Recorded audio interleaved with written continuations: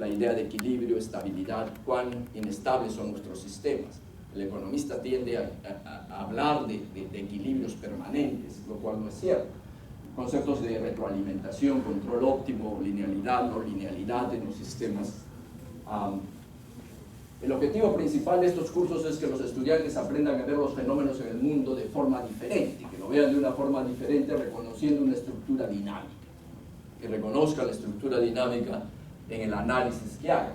Así, cuando discutan variaciones del empleo, crecimiento económico, podrán reconocer a estos como fenómenos fundamentalmente dinámicos y podrán aplicar los conceptos de sistemas dinámicos en su discusión, en sus argumentos, en su análisis.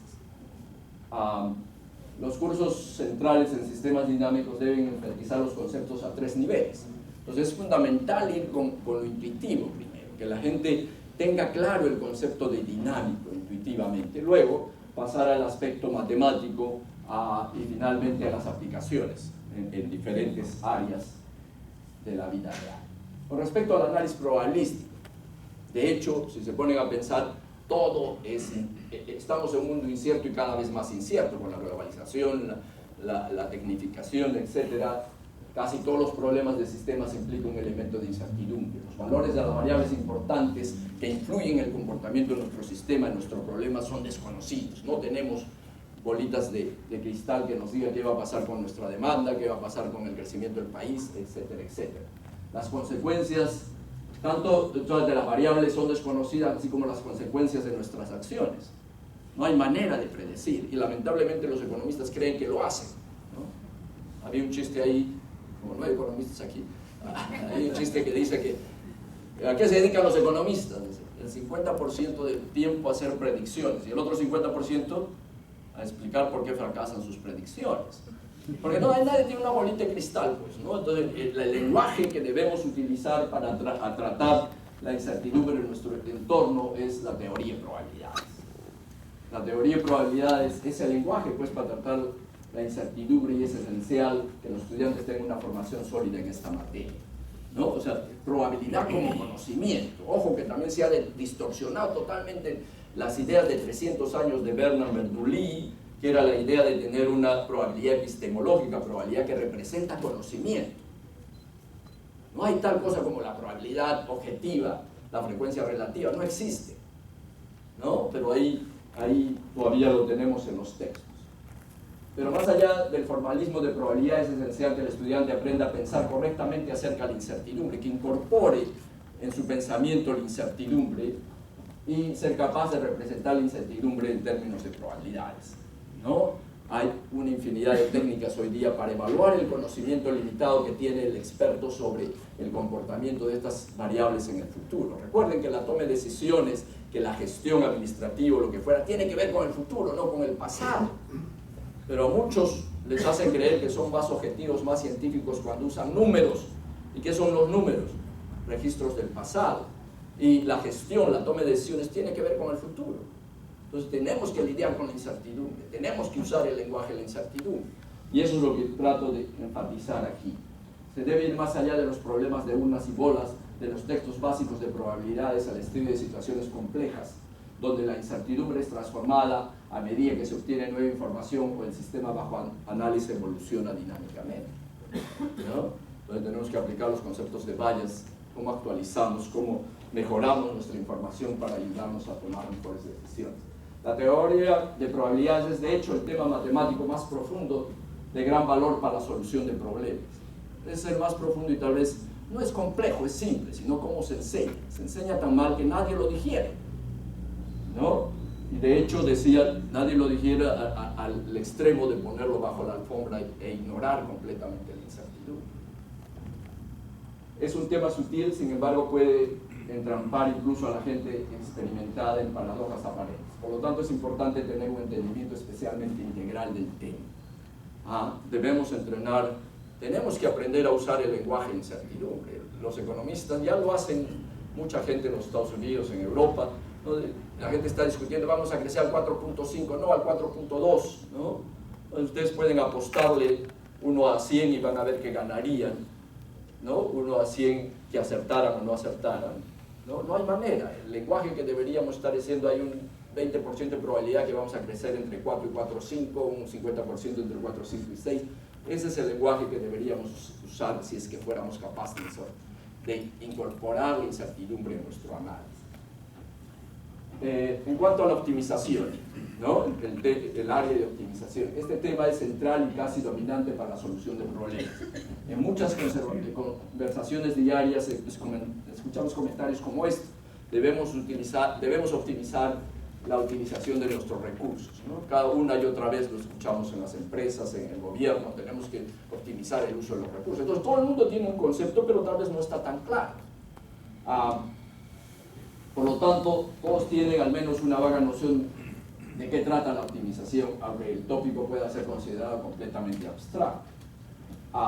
El estudiante empieza a tomar contacto con este tópico desde el comienzo, desde cuando es cachimbo, en nuestros primeros cursos de cálculo, donde le enseñan a maximizar una función de una sola variable a través de igualar la derivada de esa función igual a 0, ¿se acuerdan? Ahí obtenemos un máximo o un mínimo puntos de inflexión.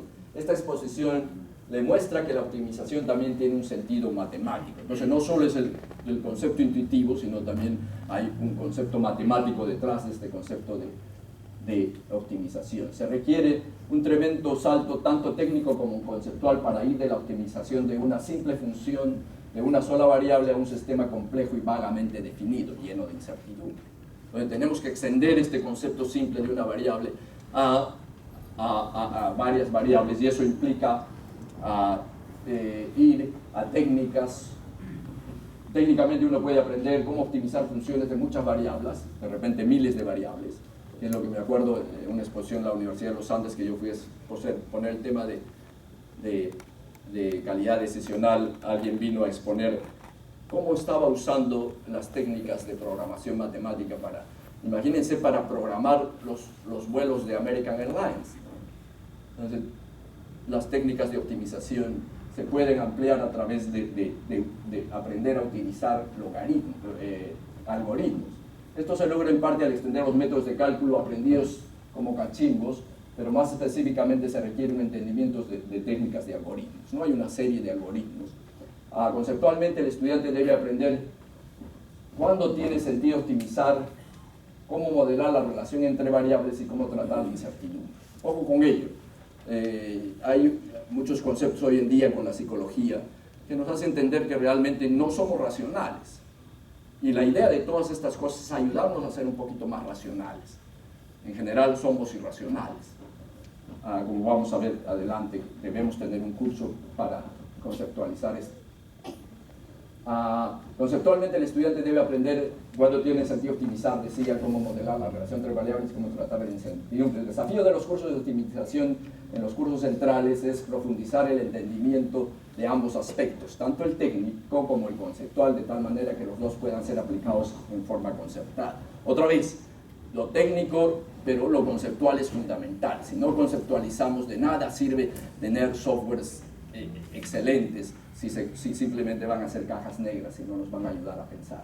En términos de la economía, sí, tenemos que tener entre los cursos centrales cursos de macro y microeconomía. Todos sabemos que la microeconomía está relacionada a las decisiones individuales tomadas por los entes a nivel de empresas, consumidores, lo cual deriva conclusiones generales construidas a partir de la perspectiva individual. En cambio, macroeconomía se enfoca en la priorización de los grandes agregados económicos como inversión total, empleo, PBI, balance de pagos, y desarrolla relaciones entre ellos.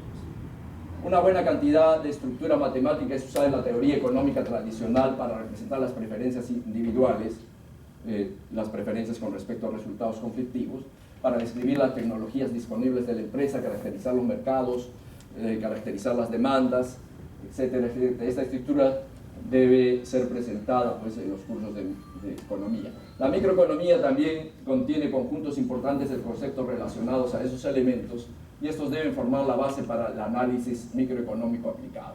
Esto incluye los conceptos de equilibrio económico, bienes públicos, externalidades, etc. Muchos de los conceptos fundamentales de microeconomía están relacionados a la optimización, eso es verdad, ¿no? Las teorías microeconómicas se presentan como que alguien está tratando de optimizar. Entonces eso implica que muchas veces los cursos de optimización deben preceder a la secuencia de cursos en economía. Además de enseñar los conceptos fundamentales de economía, los cursos también deben enfatizar las técnicas para implementarlos en la solución de problemas prácticos. No quedarnos en la teoría, sino ver cuáles son las técnicas que podemos utilizar para resolver problemas tanto micro como macro. Se debería presentar, por ejemplo, los métodos para el análisis de políticas públicas, el análisis de inversiones individuales, diseño de contratos, etc. También se debe tener un curso en economía del comportamiento. Miren, es una pena que en el país no haya esto, lo que se llama behavioral economics, todos los entendimientos de la psicología cognitiva que son aplicados a economía. Por eso se llama economía del comportamiento, behavioral economics. Para ayudar a los alumnos a entender que en general el ser humano es irracional. Si hacemos un análisis de las decisiones, van a ver que no se está haciendo optimizaciones, no se está tratando de ser racional permanentemente. Esta área ya tiene un campo ganado. Como digo, en las universidades en muchos países, en Colombia está muy avanzado esto. Y no se olviden de que se ha ganado un premio Nobel en economía. Kahneman y Tversky en el año 2002 ganaron un premio en economía como aporte de sus entendimientos de la psicología cognitiva aplicados a la economía. El análisis de decisiones. Este es el punto final. El análisis de decisiones es una síntesis especial de los conceptos centrales expresados como una metodología para enfrentar un rango amplio de problemas que sean complejos, dinámicos e inciertos.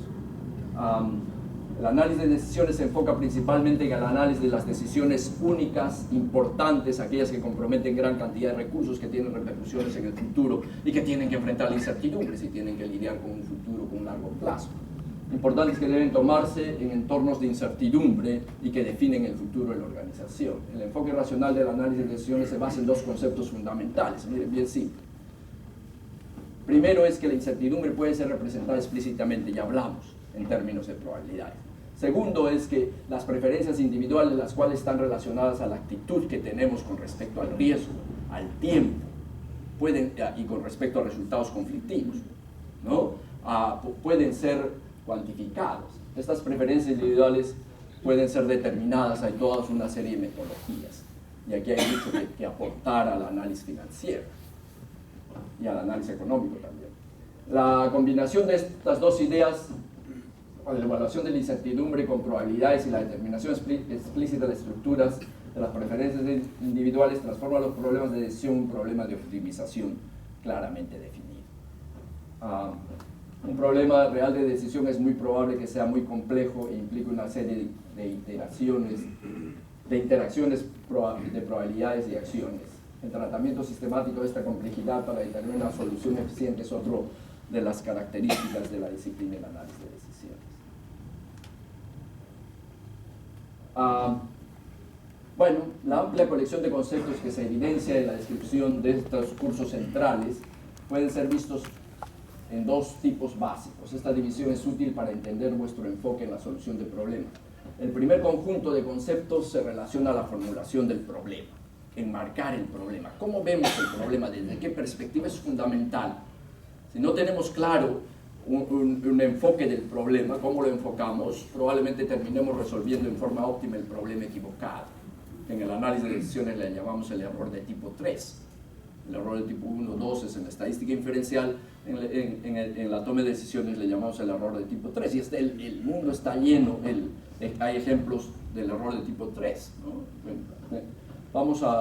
Ahí el ingeniero Zelaya está pensando en que tal vez podemos hacer un curso sobre estos temas más adelante. Me encantaría compartir estas ideas aprovechando la bondad del ingeniero Zelaya.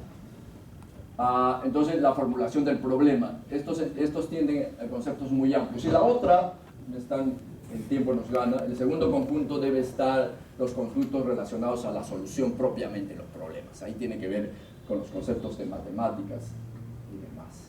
Bueno, en conclusión, ¿qué tenemos? Que el egresado de Ingeniería Económica debe tener habilidades únicas que le permitan tener un enfoque práctico en la solución de problemas.